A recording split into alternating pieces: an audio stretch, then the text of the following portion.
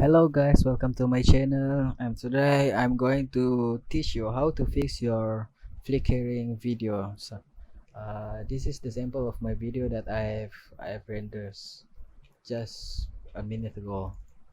Entah apa yang You can see the green screen is flickering and sometimes the frame is, I don't know, it's noisy or what.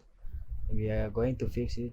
The first step you need to do is go to your video footage, get into the interpret footage and into the main, and inside the main option you will need to go to the more option, and right here the default is preserve audio scenes, but you will need to change it into the smooth video motion and click OK, and you are good to go to render your video.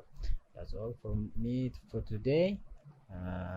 Please comment down below for any question that maybe I can help you.